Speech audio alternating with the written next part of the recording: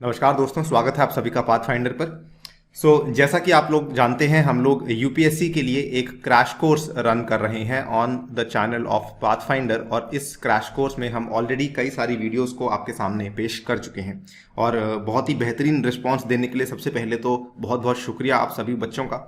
तो यहाँ पर हम कंटिन्यू करते हैं हमारी डिस्कशन को और पॉलिटी यानी कि पॉलिटी एंड गवर्नेंस के जो एक साल के करंट अफेयर्स हैं, जिसमें कि ऑलरेडी हम अभी तक के 3 सेट्स पेश कर चुके हैं, सेट नंबर 1, 2 एंड 3, उसी को कंटिन्यू करने वाले हैं सेट नंबर 4 के साथ। और इस सेट नंबर 4 में जो मैं डिस्कस करने वाला हूं आपके साथ, that is the topic of केंद्र राज्य संबंध, यानी कि सेंटर स्टेट रिलेशंस के साथ जो संबंधित मुद्दे हैं, जो संबंधित टॉपिक्स हैं, उसके बारे में डिस्कशन इस पर्टिकुलर वीडियो में करी जाएगी। यदि आप पुरानी वीडियोस को देखना चाहते हैं और उनको सर्च करने में थोड़ी सी तकलीफ महसूस कर रहे हैं, तो देखिए आपके लिए हमने एक प्लेलिस्ट जो है वो क्रिएट कर दी है। प्लेलिस्ट को जाके आप लोग एक्सेस कर सकते हैं। प्लेलिस्ट का नाम यही है, UPSC 2021 current affairs crash course. ये वाली प्लेलिस्ट है, पाथफाइंडर के चैनल पे जाके देख सकते हैं। और सारी की सारी वीडियोस, पॉलिटी की हो, साइंस एंड टेक की हो या फिर स्कीम्स की हो, वो सारी की सारी वीडियोस वहां पे अवेलेबल करवा दी गई हैं। तो जल्दी से वहां पे जाएं और उस पर्टिकुलर वीडियोस को एक्सेस कर लें। नेक्स्ट, अनअकैडमी की तरफ से बैच कोर्सेज को लॉन्च किया जा चुका है। तो जो बच्चे 2021 की या 22 की तैयारी कर रहे हैं, उनके लिए खास तौर से बैच कोर्सेज लॉन्च कर दिए गए हैं, जिसमें कि भारत की टॉप फैकल्टीज आपको गाइड करेंगी। तो ये 7 अप्रैल से शुरू हो चुके हैं। इसमें भी अगर आप सब्सक्रिप्शन को बाय करते हैं तो इसमें आपके लिए 2 तरह के ऑफर्स लाए गए हैं। सबसे पहला ऑफर ये है कि अगर आप 12 महीने की सब्सक्रिप्शन को परचेज करते हैं तो आपको डायरेक्टली 16 मंथ्स के लिए ऑफर मिल जाता है। दूसरा है कि अगर आप 24 मंथ्स के लिए सब्सक्रिप्शन को परचेज करते हैं तो आपको 28 मंथ्स के लिए ऑफर मिलता है। कहने का मतलब ये है कि अगर आप अगले साल की प्रीलिम्स की तैयारी कर रहे हैं, अगर आप आज परचेज करते हैं तो आपको 18 महीने वाली सब्सक्रिप्शन नहीं बाय करनी पड़ेगी। आपको 12 महीने के अंदर ही अगले साल तक के प्रीलिम्स के लिए पूरा का पूरा सब्सक्रिप्शन अवेलेबल करवा दिया जाएगा। ये केवल एक टेंटेटिव डेट है, 16 महीने, यानी कि अगर प्रीलिम्स डिले होता है तो आपकी सब्सक्रिप्शन तब तक वैलिड ऑटोमेटिकली हो जाएगी। सेम गोस 2 साल के लिए, अगर 2023 का प्रीलिम्स डिले होता है तो उसके अकॉर्डिंग आपकी सब्सक्रिप्शन तब तक अवेलेबल करवा दी जाएगी। लेकिन ये वाला ऑफर लेने के लिए आपको ये वाला कोड यूज करना होगा, अनि यूपीएससी। और साथ ही में अगर आप ये कोड यूज करते हैं तो आपको 10% का सीधा डिस्काउंट भी अवेलेबल करवा दिया जाएगा। इसमें 2 तरह के कोर्सेज है आपके लिए, एक प्लस कोर्स है, एक आइकॉनिक कोर्स है। डिपेंडिंग अपॉन द सूटेबिलिटी, अगर आपको लगता है कि आपको एक पर्सनल मेंटर की जरूरत है तो आप आइकॉनिक कोर्स को ले सकते हैं। अगर आपको लगता है अपनी तैयारी खुद से कर सकते हैं तो आपके लिए प्लस कोर्स बेहतरीन होगा। इसमें भी आप 10% के डिस्काउंट के बाद इन प्राइसेस में कोर्सेज को परचेज कर सकते हैं, आपको ये वाले प्राइसेस पे नहीं करने। Same goes for the combo course also. अगर आप ऑप्शनल को परचेज करना चाहते हैं, उस केस में भी आपको ये वाला कोड यूज करके 10% का डिस्काउंट मिल सकता है। और इसमें भी आपकी जो वैलिडिटी है वो 12 महीने की जगह सीधा 16 महीने की आपको प्रोवाइड करवा दी जाएगी। इसमें बल्कि एक और बहुत ही अच्छा ऑफर आया है जो कि इनफैक्ट कल ही अनअकैडमी के बारे के द्वारा लॉन्च किया गया है। That is the UPSC CSC ultimate surprise, जिसमें कि हम 20 बुक्स आपको प्रोवाइड करवा रहे हैं जो कि यूपीएससी के एक्सपर्ट्स के द्वारा बनाई गई हैं। फिजिकल बुक्स होंगी, आपको प्रोवाइड करवाई जाएंगी। और ये वाली किताबों का जो प्राइस है मार्केट में कम से कम 10,000 रुपीज का है। तो ये फिजिकल बुक्स हैं, जल्द ही आपको शिपिंग इसकी करवा दी जाएगी जून के पहले हफ्ते में। ये उन बच्चों के लिए खास करके महत्वपूर्ण है जो कि अगले साल के प्रीलिम्स को टारगेट कर रहे हैं। अगर आप सब्सक्रिप्शन को अभी परचेज करते हैं तो ये वाली बुक्स भी आपको फ्री ऑफ कॉस्ट साथ में प्रोवाइड करवा दी जाएंगी।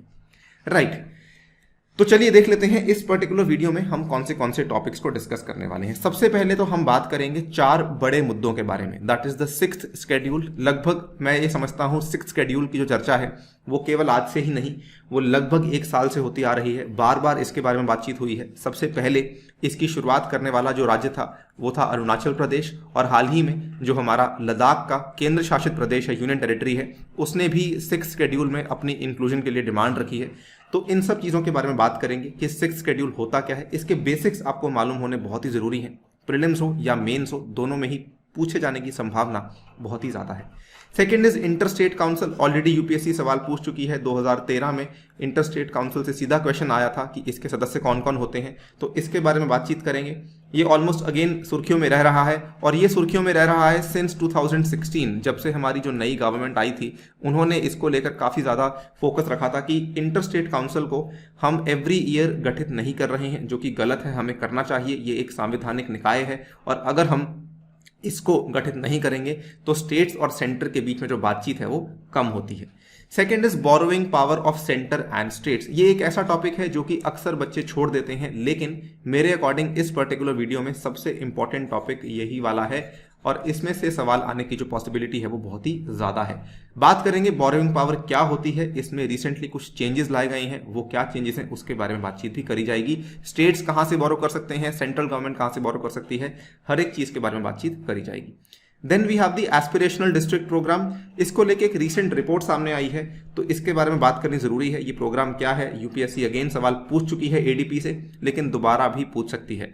एडीपी का जो प्रोग्राम है, आपको यहीं बता दूं कि ये वाला प्रोग्राम हमारे नीति आयोग के द्वारा शुरू किया गया था, आज से लगभग 2-3 साल पहले की बात है और ये प्रोग्राम काफी बेहतरीन चल रहा है। इसको लेकर अब बहुत ज्यादा एंथुजियाज्म दिख रहा है गवर्नमेंट के अंदर। And then we will talk about certain small topics, जिसमें कि इनर लाइन परमिट है, एमपी लैट्स फंड है, ग्लोबल राइट इंडेक्स है। एमपी लैट फंड के ऊपर क्वेश्चन 2020 के प्रीलिम्स में आया था, बहुत ही टेढ़ा क्वेश्चन कहूंगा मैं, तो उसके बारे में बातचीत भी करी जाएगी। चलिए स्टार्ट करते हैं। Let us begin with a simple question. With reference to 6th schedule, consider the following statements. It is applicable to Assam, Meghalaya, Manipur and Tripura. ये आप खुद सोच के बताइए कि क्या ये सही है या गलत है। इसमें बहुत से बच्चे गलती करते हैं। देखिए, आसाम सही है, मेघालय सही है, त्रिपुरा सही है, लेकिन मणिपुर यहाँ पे गलत है, क्योंकि चौथी स्टेट जो है वो भी एम से स्टार्ट होती है, लेकिन वो असल में मिजोरम है। इसमें बच्चे गलती कैसे करते हैं वो भी आपको बताता हूं। बच्चे क्या सोचते हैं कि हम इसको एम टीएम करके याद कर लेंगे, ठीक है, कि एक है आपकी एएम और एक है आपकी टीएम, लेकिन ये एम के नाम से आपके कुल मिला के 3 स्टेट्स आती हैं, मेघालय, मणिपुर और मिजोरम। तो यहाँ पे अक्सर बच्चे गलती करते हैं। कुछ बच्चे इन दोनों को स्टेट्स को मार्क कर देते हैं, कुछ बच्चे इन दोनों स्टेट्स को मार्क कर देते हैं और कुछ बच्चे इन दोनों स्टेट्स को मार्क कर देते हैं। तो यहाँ पर आपको ध्यान रखना होगा कि ये कैसे है। इसको याद करने का एक सिंपल सा तरीका है। इस मैप को अगर आप ध्यान से देखें तो देखिए, एएम ये आपकी ऊपर वाली 2 हो गई और एक आपकी टीएम ये नीचे वाली 2 हो गई। आप ऐसे याद कर सकते हैं। अगर आपको मैप की थोड़ी ज्योग्राफी याद रहती है तो उस हिसाब से बड़ी आसानी से आप इसको याद कर सकते हैं कि टॉप 2 एंड बॉटम 2 आपकी ये 4 स्टेट्स हैं जो कि 6th शेड्यूल के अंदर फॉल करती हैं। एनीवेज, जो पहले आपका स्टेटमेंट है इसका हो जाएगा फॉल्स। सेकेंड है, areas under 6th schedule have lesser autonomy than areas under the 5th schedule. क्या ये सही है? जी नहीं, ऐसा नहीं है। जो 6वीं अनुसूची है उसके तहत जो इलाके आते हैं, जो क्षेत्र आते हैं, उनके पास बहुत ज्यादा स्वायत्तता है as compare to the 5th schedule areas. तो आपका जो सेकंड स्टेटमेंट है ये भी यहां पे हो जाएगा फॉल्स, हेंस आपका सही जवाब बन जाएगा। इनकरेक्ट पूछा है, ध्यान से देखिएगा, तो इनकरेक्ट पूछा है तो ऑप्शन नंबर सी आपका बोथ 1 and 2 बन जाता है। Talking about the 6th schedule, इसके कुछ बेसिक्स की बात करते हैं। ये फिर से चर्चा में आया था, अभी आप देख सकते हैं जनवरी 13, 2021 की ये बात है। इसके पहले चर्चा में रहा था बिकॉज अरुणाचल प्रदेश ने इसको लेकर एक बिल पास कर दिया था, एक रेजोल्यूशन पास कर दिया था कि हमें भी शामिल किया जाए 6वीं अनुसूची में, जो कि पिछले साल की बात है। तो इन दोनों चीजों के बारे में हम बात कर रहे हैं, इसीलिए हमें इसके बेसिक्स मालूम होने चाहिए। सबसे पहली बात तो 6th schedule to the constitution provides the powers to the tribal communities to administer the tribal areas in Assam, Meghalaya, Tripura and Mizoram. ये 4 इलाके हैं, दोबारा से बोल रहा हूं, 4 स्टेट्स हैं, Assam, Meghalaya, Tripura and Mizoram, top 2 bottom 2। इसके साथ जुड़ा हुआ जो आर्टिकल है, जो अनुच्छेद है, वो 244 है हमारे संविधान का, which provides special system of administration for certain areas designated as scheduled areas and the tribal areas. ठीक है, आर्टिकल 244 के अंदर जो प्रावधान दिए गए हैं वो बेसिकली प्रावधान आपके या तो शेड्यूल्ड एरियाज हों या फिर ट्राइबल एरियाज हों। शेड्यूल्ड एरियाज आपके आते हैं 5वीं अनुसूची के तहत और ट्राइबल एरियाज आपके आते हैं 6वीं अनुसूची के तहत। दोनों को ही एडमिनिस्टर करने के लिए जो प्रावधान दिए गए हैं वो आर्टिकल नंबर 244 में दिए गए हैं। Article 275 of the Constitution, it makes provisions for statutory grants to be charged on the Consolidated Fund of India. ये चीज अलग है। Such grants also include specific grants for promoting the welfare of the scheduled tribes. ये मेरा आपको बताने का कारण केवल इतना था कि 6th शेड्यूल के साथ में अगर कोई 2 इंपॉर्टेंट आर्टिकल्स जुड़े हुए हैं तो एक तो 244 है और एक 275 है। दोनों को प्लीज आपको ध्यान रखना है। अगर हम बात करें कि जो आपका 6th शेड्यूल है, इसके तहत होता क्या है, आपको ध्यान होगा, आपने अपनी पॉलिटी में पढ़ा होगा कि ऑटोनॉमस डिस्ट्रिक्ट काउंसिल्स को स्थापित किया जाता है।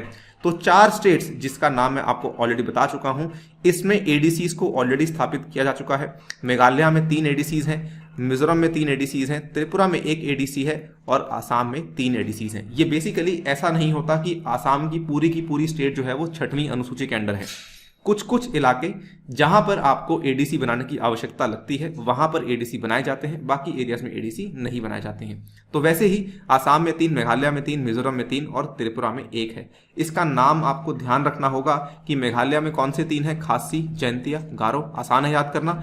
मिजोरम में चकमा, लाई और मारा। त्रिपुरा में त्रिपुरा के नाम से ही है। आसाम में दीमा, हसाओ, कार्बी आंगलोंग एंड बोडोलैंड। ये नाम आपको ध्यान रखने बहुत ही इंपॉर्टेंट है।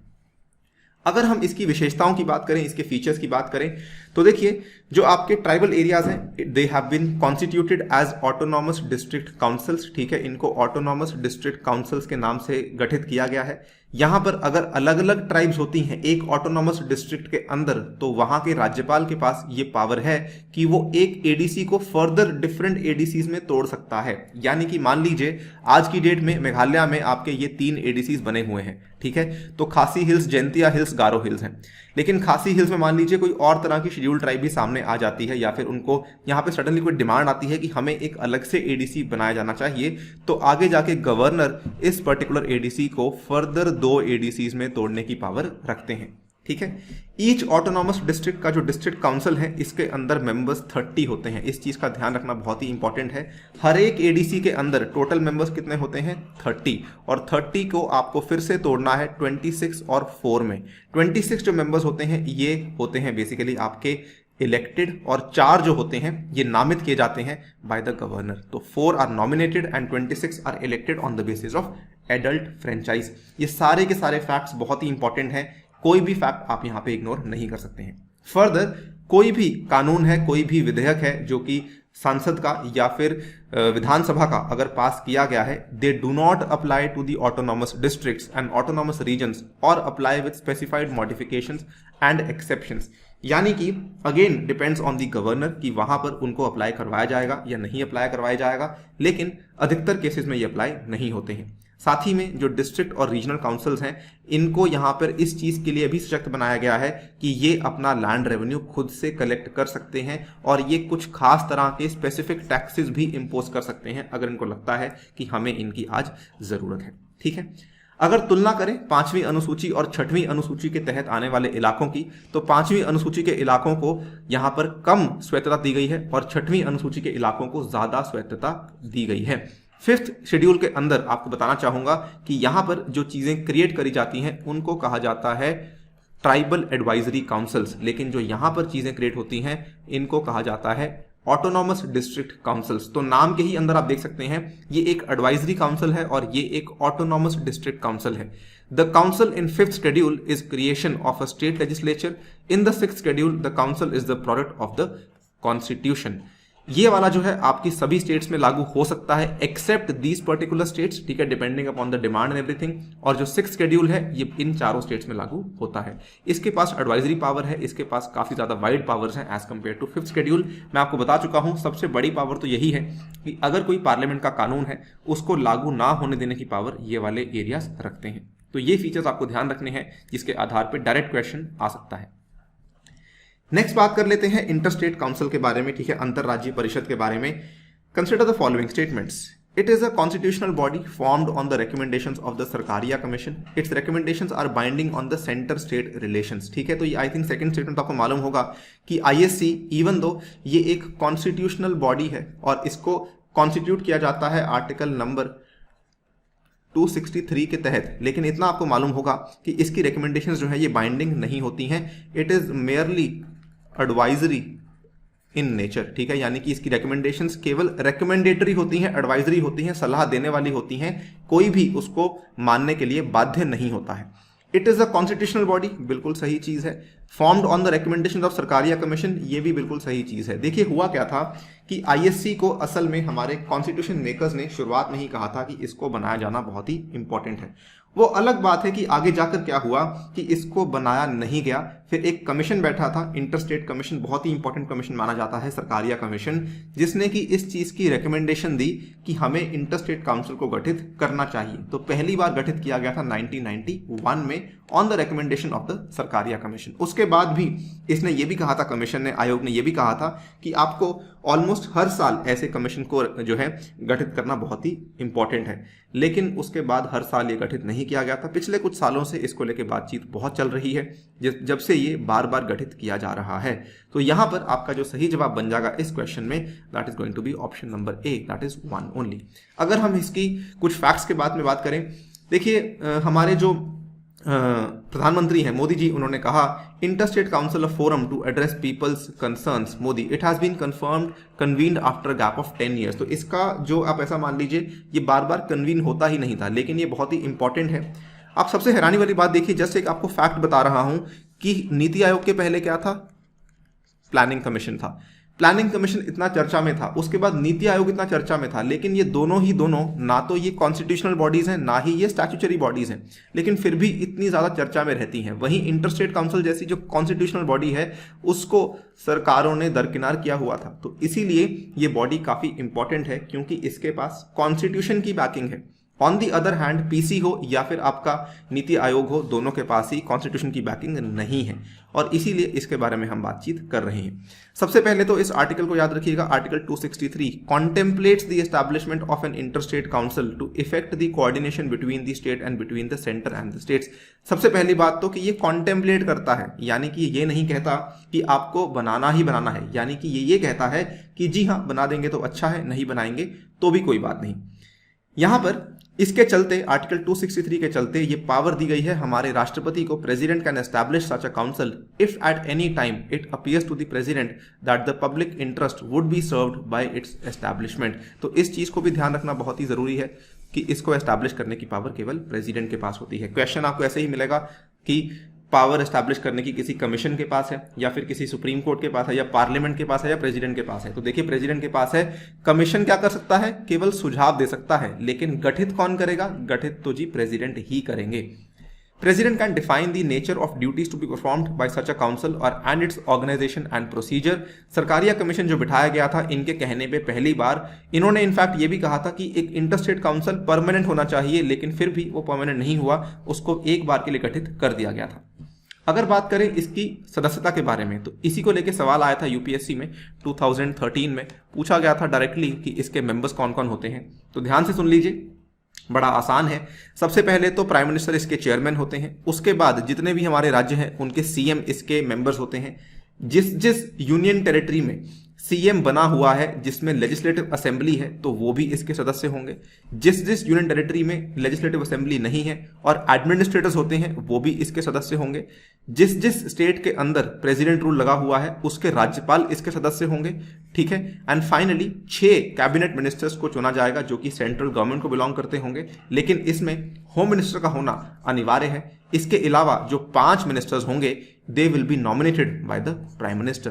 तो ये आपको 6 चीजें याद करनी बहुत ही इंपॉर्टेंट है। आई थिंक पहली 5 चीजें याद करनी बहुत ही लॉजिकल है कि सबसे पहले तो पीएम चेयरमैन है, उसके बाद CM of all the states, then उन स्टेट्स जिनमें कि प्रेसिडेंट रूल लगा हुआ है उनके गवर्नर, और उसके बाद यूटीज के ये जो 2 पॉसिबिलिटीज बनती हैं कि सीएम और एडमिनिस्ट्रेटर्स भी आएंगे। एंड फाइनली आपकी ये चीज आपको याद रखनी होगी कि 6 आपके मंत्री परिषद के जो मंत्री हैं उनको चुना जाएगा, जिसमें कि गृह मंत्री का होना अनिवार्य है, ठीक है। इसके फंक्शंस क्या है मैं आपको बता चुका हूं, ये एक रिकमेंडेटरी बॉडी है and recommendations are not binding. तो देखिए सबसे पहले तो ये इंक्वायर कर सकता है, जांच कर सकता है, और उसके बाद ये अपनी राय भी दे सकता है अगर कोई विवाद खड़ा होता है बिटवीन द स्टेट्स, यानी कि 2 स्टेट्स हैं, मान लीजिए एक स्टेट ए है दूसरी स्टेट बी है, दोनों के बीच में कोई विवाद खड़ा हुआ है, तो उसकी जांच कर सकता है और उसको लेकर राय भी दे सकता है। Investigating and discussing subjects in which the states और the centre and the states have a common interest, यानी कि कोई 2 स्टेट्स हैं या फिर सेंटर और स्टेट्स हैं, कोई ऐसे सब्जेक्ट में, कोई ऐसे टॉपिक में जिनका कॉमन इंटरेस्ट है जहां पर उनका, तो वहां पर उसको लेकर इन्वेस्टिगेशन और डिस्कशन कर सकता है। फॉर एग्जांपल मान लीजिए कि कोई बातचीत हो रही है किसी ऐसी नदी को लेकर जिसका पानी 2 स्टेट्स के बीच में से जाता है, ठीक है, और वहां पे बातचीत करना चाहते हैं कि जी हम यहाँ पे कोई डैम बनाना चाहते हैं या फिर ऐसा करना चाहते हैं, तो किस तरीके से चीजें आगे बढ़ेंगी, तो वो डिस्कशंस इंटर-स्टेट काउंसिल में भी हो सकती हैं। एंड ऑब्वियसली वो इंटर-स्टेट रिवर डिस्प्यूट वाले एरिया में भी हो सकती हैं, लेकिन वो आईएससी के तहत भी हो सकती हैं। इस चीज को आप इग्नोर नहीं कर सकते हैं। Making recommendations upon any such subject and particularly for the better coordination of policy and action on it, ये सब चीजें भी आपका ये वाला काउंसिल कर सकता है। तो देखिए यहां पर इसमें आपको केवल बेसिक्स ही ध्यान रखने हैं, सदस्य कौन है, कौन सा आर्टिकल है, किसके कहने पे गठित किया गया था एंड सो ऑन, यही चीजों से सवाल आएगा। इससे ज्यादा सवाल एटलीस्ट प्रीलिम्स के अंदर नहीं आएगा। हाँ, ऐसे पूछा जा सकता है कि ये पिछले 10 साल में हर साल गठित हुआ है, इस टाइप के सवाल आ सकते हैं जो कि यहाँ पे लिखा गया है, तो ये बिल्कुल भी ट्रू नहीं है। ये हर साल गठित होता ही नहीं है, यही इसकी एक सबसे बड़ी प्रॉब्लम है, राइट। नेक्स्ट, ये काफी इंपॉर्टेंट चीज है, borrowing power of centre and the states. तो रिसेंटली क्या हुआ है, सेंट्रल गवर्नमेंट ने ये borrowing limit of the states को बढ़ा दिया है, जो कि काफी इंपॉर्टेंट न्यूज है। Center raises the borrowing limit of states from 3% of GSDP to 5% in FY21, यानी कि जो हमारा पिछला वित्तीय वर्ष चला गया था, ठीक है, फाइनेंशियल ईयर 2020-2021, वहां पर जो हमारा आने वाला वित्तीय वर्ष है, आई एम वेरी सॉरी, पिछले वित्तीय वर्ष में हमारी जो लिमिट थी स्टेट्स के लिए, वो लिमिट इतनी थी कि आप 3% को बोरो कर सकते हैं। मान लीजिए, आपको एक एग्जांपल दे रहा हूं कि किसी पर्टिकुलर स्टेट की जो जीएसडीपी है, जो उनका सकल घरेलू उत्पाद है किसी राज्य का, मान लीजिए वो 1 करोड़ रुपए है, उसमें से वो केवल 3% की बोरोइंग कर सकते थे, लेकिन अब उसको बढ़ा करके 5% की बोरोइंग कर दी गई है। ये नंबर आपको ध्यान रखना बहुत ही इंपॉर्टेंट है। पहले 3% था, अब ये 5% कर दिया गया है। ऑफ द एडिशनल बोरोइंग, मान लीजिए आपने 3% के ऊपर जाने की कोशिश करी, ठीक है, तो आप ऊपर कितना बनता है, ऊपर बन जाता है 2%। इस 2% का जो पहला आधा % होगा, यानी कि 0.5% होगा, ये तो अनकंडीशनल होगा, यानी कि बिना किसी शर्तों के आपको दे दिया जाएगा। लेकिन जो आपका नेक्स्ट 1% होगा, it will be given in 4 equal tranches, जो कि लिंक होगा to measurable and feasible reform action. इसको समझाता हूं, थोड़ा सा सब्र रखिए। और जो बचा हुआ 0.5% होगा, it will be given if milestones are achieved in at least 3 out of the 4 reform areas. देखिए, स्टेट्स किससे पैसा लेती हैं? स्टेट्स पैसा लेती हैं राज्यों से, केंद्र से, ठीक है। तो मान लीजिए ये आपकी स्टेट्स हैं, 3 स्टेट्स मैंने आपके सामने लिख दी हैं, S1 है, S2 है, S3 है। ये पैसा लेने चली गई सेंट्रल गवर्नमेंट के पास। सेंट्रल गवर्नमेंट अभी तक इनको 3% का पैसा देती थी, ठीक है, कि आप हमसे बोरो कर सकती हैं। अब सेंट्रल गवर्नमेंट ने यह कह दिया कि आप 3% की जगह हमसे 5% तक का पैसा बोरो कर सकती हैं, लेकिन जो बचा हुआ 2% है, वो ऐसा नहीं कि आपको आसानी से मिल जाएगा। सेंट्रल गवर्नमेंट ने यह कहा कि आपको चलो कोई बात नहीं, 0.5% तो हम आपको आसानी से दे देंगे बिना किसी शर्तों के, लेकिन उसके बाद हम आपको कुछ एरियाज बताएंगे, कुछ ऐसे आपको एरियाज बताए जाएंगे जिसमें कि आपको सुधार लाना होगा। फॉर एग्जांपल, अगर हम स्टेट 1 की बात करें, तो इसमें सेंट्रल गवर्नमेंट ये कहेगी कि हम ये चाहते हैं आपके स्टेट में IMR इतना कम हो जाए, इन्फेंट मोर्टालिटी रेट कम हो जाए, या फिर हम ये चाहते हैं कि आपके स्टेट में जो लिटरेसी की परसेंटेज है वो इतना बढ़ जाए, या फिर हम ये चाहते हैं कि आपके स्टेट में सेक्स रेशियो बढ़ जाए। तो इन सब तरह के टारगेट्स जो हैं स्टेट्स को दिए जाते हैं। हम ये चाहते हैं कि आपके स्टेट में जो उत्पादकता है उद्योगों की वो बढ़ जाए। कुछ भी टारगेट्स सेंट्रल गवर्नमेंट दे सकती है, अलग अलग स्टेट्स को अलग अलग टारगेट्स दे सकती है। तो पहले वाला 0.5% तो बिना शर्तों के, जो अगले वाला 1% होगा वो कुछ शर्तों के आधार पर होगा, कुछ मेजरेबल, कुछ फीजिबल रिफॉर्म एक्शंस होंगे, और जो बचा हुआ 0.5% होगा, यानी कि 1.5% लेने के बाद जो बचा हुआ 0.5% होगा, वो तब मिलेगा अगर आप कम से कम 3 आउट ऑफ 4 जो रिफॉर्म एरियाज हैं उसमें अपने टारगेट को अचीव कर लेंगे, ठीक है। उस केस में आपको रिमेनिंग 0.5% भी दे दिया जाएगा। ये एक बहुत ही बेहतरीन तरीका है कि स्टेट्स को हम पैसा देने के लिए तैयार हैं, लेकिन उसके लिए आपको भी परफॉर्म करना होगा। तो बेसिकली स्टेट्स को एक तरीके से जो है काफी ज्यादा मोटिवेशन मिलती है कि जी हाँ, हम भी अगर कुछ करेंगे तो हमें सेंटर से इतना पैसा मिल सकता है। तो अगर आप देखें कि total borrowing by the states can climb to over rupees 10 lakh crore with net borrowing for 2020-2021 at rupees 6.41 lakh crore based on 3% of GSDP। अगर ये चीज पिक्चर में आ जाती है, 5% तक बात चली जाती है, तो टोटल बोरोइंग जो कि अभी 6.4 लाख करोड़ के आसपास है, वो 10 लाख करोड़ तक के नंबर को टच कर सकती है। आपको लग रहा होगा न्यूज रेलेवेंट नहीं है, लेकिन मेरे को लगता है सबसे रेलेवेंट न्यूज यही है जिसको लेकर सवाल आ सकता है। अगर बात करें बोरोइंग पावर ऑफ सेंटर क्या होती है, तो देखिए central government can borrow either within India और outside upon the security of the CFI और it can give guarantees but both within the limits fixed by the parliament.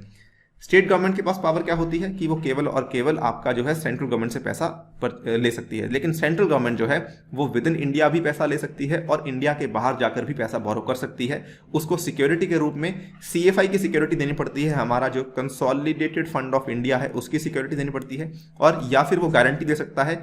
दोनों ही जो limits हैं वो पार्लियामेंट के द्वारा fix करी जाती हैं। इंपॉर्टेंट टू नोट, इस चीज के लिए पार्लियामेंट के द्वारा कोई कानून आज तक लागू नहीं किया गया है। इसके अलावा state government can borrow within India and not abroad, ध्यान रखिएगा, upon the security of the CFS। जैसे कोई इंडिया है हमारा तो वो CFI के आधार पर, और जो स्टेट है वो CFS के आधार पर बोरो कर सकता है। And they can give guarantees but both within the limits fixed by the state legislature. Right, हम अगले टॉपिक की तरफ बढ़ जाते हैं। With reference to aspirational district programme consider the following statements. ये काफी इंपॉर्टेंट टॉपिक है। The ADP was launched in 2008 in 112 2008 लिखा हुआ है, ध्यान से देखिए, in 112 districts. The objective of the program is to accelerate improvement in the socio-economic indicators of the most underdeveloped districts of the country. देखिए, before हम इसके बारे में बातचीत करें, मैं आप लोगों को एक टास्क देता हूं कि जो भी बच्चे इस पर्टिकुलर वीडियो को देख रहे हैं वो अपनी स्टेट का और अपने आसपास की किसी भी 2 स्टेट्स के अंदर से मुझे कम से कम एक ऐसा डिस्ट्रिक्ट बताइए जो कि ADP के तहत चुना गया है। बहुत ही इंपॉर्टेंट टास्क है ये। जनरली आपकी जीके के लिए बहुत अच्छा है ये, आपको थोड़ा बहुत आइडिया होना चाहिए कि कौन सी डिस्ट्रिक्ट को जो है वो ADP के प्रोग्राम के तहत चुना गया है।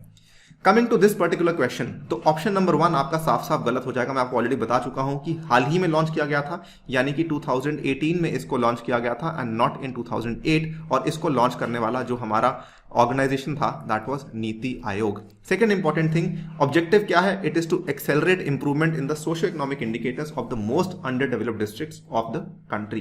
तो ये बिल्कुल सही है। हर एक स्टेट के अंदर कुछ कुछ ऐसे डिस्ट्रिक्ट्स, कुछ कुछ ऐसे जिले चुने गए हैं जहां पर ये उम्मीद करी जा रही है कि वहां पर सोशियो इकोनॉमिक जो इंडिकेटर्स हैं उसमें हमें सुधार लाना है, और ये खास करके वो वाले जिले हैं जिनमें विकास बहुत ही कम हुआ है। तो सेकंड आपका सही है, पहला आपका गलत है, तो आपका सही जवाब बन जाएगा option number B, that is 2 only. इस प्रोग्राम की बात कर लेते हैं। इसको लेके रिसेंटली एक जो है रिपोर्ट सामने आई थी, मैंने आपको बताया था कि सबसे पहले तो various programmes are going on in the aspirational district programme areas to improve the socio economic indicators. ठीक है। सेकंड इंपॉर्टेंट थिंग, एक रिपोर्ट सामने आई थी, एक मूल्यांकन किया गया था by the of the ADP, और ये report was jointly released by institute for competitiveness and social progress imperative. जो इंस्टीट्यूट फॉर कम्पिटिटिवनेस है ये गुड़गांव में बेस्ड एक तरह का थिंक टैंक है, और जो सोशल प्रोग्रेस इंपेरेटिव है ये एक बहुत ही बड़े लेवल की NGO है जो कि दुनिया भर में कई सारे देशों में काम करती है। और ये दोनों जो इंस्टीट्यूट्स हैं इन्होंने इस रिपोर्ट को जो है इसमें हेल्प ली है हार्वर्ड बिजनेस रिव्यू की भी। तो हार्वर्ड का जो बिजनेस स्कूल है आपको मालूम होगा दुनिया का सबसे बेस्ट बिजनेस स्कूल माना जाता है, तो उसके हेल्प के साथ इस पर्टिकुलर प्रोग्राम को एनालाइज किया गया है। देखिए, इसको लॉन्च किया गया था 2018 में, और ऑब्जेक्टिव आपको बता चुका हूं, ऑलरेडी हम डिस्कस कर चुके हैं। इंप्लीमेंटेशन जो भारत में 739 डिस्ट्रिक्ट्स हैं उसमें से 112 डिस्ट्रिक्ट्स में इसको लागू करवाया जा रहा है। It also includes 35 left wing extremism वाले एरियाज जो कि हमारे भारत में आज के डेट में देखने को मिल रहे हैं। हाल ही में इनफैक्ट जो नक्सल अटैक हुआ था तो वो भी एक लेफ्ट विंग एक्सट्रीमिज्म वाला एरिया है। तो उन एरियाज को भी इसमें इंक्लूड करवाया गया है, जो कि मैं समझता हूं बहुत ही चैलेंजिंग टास्क है कि गवर्नमेंट ने इसको अपने ऊपर उठाया है। इसकी इंप्लीमेंटेशन बहुत ही इंपॉर्टेंट है कि इसके अंदर कौन सी थीम्स हैं और इसको लागू किस तरीके से किया जा रहा है। अगर मैं थीम्स की बात करूं तो 6 मेन थीम्स हैं, 6 मेन विषय हैं। सबसे पहले हेल्थ और न्यूट्रिशन, दूसरे नंबर पे एजुकेशन है जिनकी वेटेज 30% के आसपास है। देन हमारा कृषि और जो हमारे जल संसाधन है इसकी 20% है। फाइनेंशियल इंक्लूजन, वित्तीय समावेश 5% का है। ठीक है। कौशल विकास 5% है, और बेसिक आपका जो मूल ढांचा है वो अप्रोक्सीमेटली 10% का आपको यहाँ पर करना है। तो ये सारी थीम्स हैं जो कि इस पर्टिकुलर प्रोग्राम के अंडर आइडेंटिफाई करी गई हैं। कहने का मतलब जो भी जिले होंगे उनमें मान लीजिए हम किसी जिले में 1000 रुपए देने वाले हैं, for example just an idea, तो 30 रुपए जाएंगे आपके, 300 रुपए जाएंगे हेल्थ में, 300 रुपए जाएंगे एजुकेशन में, 200 रुपए जाएंगे एग्रीकल्चर में, 50 रुपए फाइनेंशियल इंक्लूजन में, 50 रुपए स्किल डेवलपमेंट में, और 100 रुपए आपके जाएंगे बेसिक इंफ्रास्ट्रक्चर में। इस तरीके से पैसे को बांटा जाएगा। इसकी इंप्लीमेंटेशन बहुत इंपॉर्टेंट है, यानी कि इसको लागू किस तरीके से किया जाएगा। सेंट्रल लेवल पे नीति आयोग जो है वो इस पूरी की पूरी चीज की निगरानी रखेगा, इसको मॉनिटर करेगा। It is anchoring the programme and individual ministries have assumed responsibilities to drive the progress of the districts. ठीक है। तो आपके सेंट्रल लेवल पे कौन हो गया, एक तो आपका नीति आयोग हो गया और एक आपकी जो है इंडिविजुअल मिनिस्ट्रीज होंगी जो कि इस पर्टिकुलर प्रोग्राम में इंटरेस्ट दिखा रही हैं। स्टेट गवर्नमेंट पे very very important, the state governments are the main drivers of the change. ठीक है, मेन जो लोग हैं वो असल में स्टेट गवर्नमेंट ही है। हर एक स्टेट को मैंडेटरी है कि उनको एक कमिटी बनानी ही बनानी है under their respective chief secretaries to implement as well as track the programme. और तीसरे नंबर पर आपका आ जाता है डिस्ट्रिक्ट गवर्नमेंट। हर एक डिस्ट्रिक्ट को एक सेंट्रल प्रभारी ऑफिसर रखना होगा जिसका की रैंक या तो एडिशनल सेक्रेटरी का होगा या फिर जॉइंट सेक्रेटरी का होगा, जो कि अपॉइंट किया जाएगा ये चेक करने के लिए कि प्रोग्रेस किस तरीके से हो रहा है। तो दोबारा से बोल देता हूं, नीति आयोग, इंडिविजुअल मिनिस्ट्रीज, उसके बाद चीफ सेक्रेटरीज और ये जो आपका सेंट्रल लेवल के प्रभारी ऑफिसर्स हैं। इसको लेके क्वेश्चन आ सकता है कि प्रभारी ऑफिसर्स बेसिकली क्या हैं जो कि एडीपी के साथ संबंध रखते हैं। ठीक है, ये आपका पूरा का पूरा कहानी है रिगार्डिंग दी एडीपी। बात कर लेते हैं कुछ आखिरी में छोटे मोटे टॉपिक्स के बारे में। आईएलपी की बात कर लेते हैं, चर्चा में था बिकॉज पिछले साल की बात है, मणिपुर में आईएलपी को एक्सटेंड कर दिया गया है। आईएलपी बेसिकली एक डॉक्यूमेंट है, एक दस्तावेज है जो कि शुरू किया गया था सिस्टम अंग्रेजों के द्वारा। It is a British era regulation under the Bengal eastern frontier regulation act 1873 for crown's own commercial interest. उस टाइम पे उन्होंने आईएलपी को चालू किया था बिकॉज ब्रिटिशर्स को अपने जो उनके कमर्शियल इंटरेस्ट थे उनको प्रोटेक्ट करना था। बिकॉज जो आपकी नॉर्थ ईस्टर्न स्टेट्स थी उनमें लागू करें पीछे का रीजन ये था कि वहां पर जो फॉरेस्ट रिसोर्सेज हैं वो बहुत ही ज्यादा बेहतरीन थे, आज भी हैं। उन चीजों को प्रोटेक्ट करने के लिए, उन चीजों को एक्सप्लॉइट करने के लिए ब्रिटेन ने आईएलपी को शुरू किया था। वो अलग बात है कि इंडिपेंडेंस के बाद भारत सरकार ने भी इस आईएलपी के सिस्टम को बंद नहीं किया। सो आईएलपी एक ऐसा डॉक्यूमेंट है जिसके चलते एक इंडियन सिटीजन को अनुमति दी जाती है कि जी हां, आप इस पर्टिकुलर स्टेट को विजिट कर सकते हैं या फिर इस पर्टिकुलर स्टेट में स्टे कर सकते हैं। इसमें कुछ कुछ स्टेट्स आती हैं हमारे भारत में। सबसे पहले तो अरुणाचल है, देन नागालैंड है, मणिपुर है, मिजोरम है। यानी कि इवन अगर आप मान लीजिए इंडियन सिटीजन्स भी हैं तब भी आपको इन स्टेट्स में एंट्री लेने के लिए आईएलपी लेना पड़ेगा। अगर आपके पास आईएलपी नहीं होगा आपको स्टेट्स के अंदर एंट्री नहीं मिलेगी। ठीक है, विजिट करने के लिए या स्टे करने के लिए दोनों के लिए लागू हो जाता है। ये चर्चा में इसलिए था बिकॉज 2020 की बात है, मणिपुर को भी आईएलपी के सिस्टम के अंदर इंक्लूड करवा लिया गया है। नेक्स्ट बात करें एमपी लैट फंड्स की। सवाल दोबारा नहीं आएगा लेकिन चर्चा में था इसलिए बात कर रहे हैं। बेसिकली चर्चा में इसलिए था बिकॉज कोविड-19 पैंडेमिक की वजह से जो आपके फंड्स थे वो पिछले 2 साल से रिलीज नहीं किए गए हैं under the MP LAD funds. MP LAD क्या होता है? कोई भी आपका जो प्रतिनिधि है, मान लीजिए कोई भी आपका मेंबर ऑफ पार्लियामेंट है, वो जिस भी कॉन्स्टिट्यूएंसी से उसको चुना गया है तो उस कॉन्स्टिट्यूएंसी का उसको भला करना है यूजिंग दीज फंड्स। तो ये एक सेंट्रल गवर्नमेंट के द्वारा चलाई गई योजना है, ठीक है, विच प्रोवाइड्स ईच एमपी कुछ पैसे के साथ, और वो वाला जो पैसा है वो एमपी आगे जाके देता है डिस्ट्रिक्ट कलेक्टर को कि जी आप ये पैसा लीजिए और इस पर्टिकुलर पैसे को इस तरीके से लगाइए सो दैट इतना जो है भला हमारे इस पर्टिकुलर डिस्ट्रिक्ट का हो सके। It can be any project, वो प्रोजेक्ट किसी भी एरिया में हो सकता है, हेल्थ के एरिया में, एजुकेशन के एरिया में, हाउसिंग के एरिया में, या फिर किसी भी टाइप का चीज है जो कि वो एमपी लैट स्कीम के तहत कर सकता है। इसमें ये चीज का भी प्रावधान दिया गया है कि जो पूरा का पूरा काम होगा इसमें 15% of the entitlement for the year for areas inhabited by schedule caste population, ठीक है। तो 15% आपको उन इलाकों में काम करना होगा जहां पर शेड्यूल कास्ट रहते हैं और 7.5% आपको पैसा उन इलाकों में देना होगा जहां पे शेड्यूल ट्राइब के लोग रहते हैं। और ये वाला जो पॉइंट है ये डायरेक्टली पूछा गया था आपके यूपीएससी 2020 प्रीलिम्स के एग्जामिनेशन में, इसीलिए चीजें काफी डेप्थ में पूछी जाती हैं, आपको ध्यान देना होगा। Next and the last thing global right index है जो कि हाल ही में चर्चा में था और इसमें इंडिया की रैंकिंग काफी खराब रही। The international trade union confederation ITUC इन्होंने अपना ग्लोबल राइट्स इंडेक्स को रिलीज किया था जिसमें कि इन्होंने 144 कंट्रीज को रैंक किया था on the degree of respect for the workers rights, और इसमें इन्होंने कहा India is among the 10 worst countries for the working people, ठीक है। The 10 worst countries for workers in 2020 are as follows. इसमें हम Bangladesh, Brazil, Colombia, Egypt, Honduras, India, Kazakhstan, Philippines, Turkey और Zimbabwe, हम भी इसी कैटेगरी में फॉल करते हैं। तो यहां पर आपको ध्यान केवल इतना रखना है कि इसको रिलीज कौन करता है और इंडिया की रैंकिंग किस टाइप से आई है, इस चीज को थोड़ा सा ध्यान रखना है, राइट। इसी के साथ वीडियो को यहां पे करता हूं समाप्त, लेकिन जाने से पहले बताना चाहूंगा अनअकैडमी आपके लिए कॉम्बैट का इनिशिएटिव फिर से लेकर आया है। इस रविवार के दिन आपको इसमें जुड़ना है, 11 बजे का टाइम है और इस बार पॉपुलर डिमांड पे हमने इसको हिंदी में भी अवेलेबल करवाया है। तो यदि आप इसमें मेरा कोड यूज करेंगे तो आप इस पर्टिकुलर कॉम्बैट इनिशिएटिव को अनलॉक कर पाएंगे और जो स्कॉलरशिप पूल है इसको भी आप यहां पर अनलॉक कर सकते हैं अगर आप टॉप 100 में आते हैं तो। इसके अलावा पाथफाइंडर की टेस्ट सीरीज है जो कि एक्सक्लूसिवली लॉन्च करी गई है पाथफाइंडर के स्टूडेंट्स के लिए। ये every day Monday to Saturday Sunday का दिन छोड़ करके आपको 12:30 बजे अवेलेबल करवाई जाती है अनअकैडमी की ऐप के ऊपर। ये भी लॉक्ड होती है। इसको अगर आपको अटेम्प्ट करना है तो ये वाला कोड यूज कर सकते हैं अनि यूपीएससी, और इस कोड के माध्यम से आप इस टेस्ट सीरीज को अनलॉक कर सकते हैं। इसमें भी जो विनर्स होंगे रैंक 1 to 10 उनके लिए काफी अट्रैक्टिव अवार्ड्स अनअकैडमी लेकर आया है। With that I conclude this video. Thank you for listening, stay tuned and stay safe.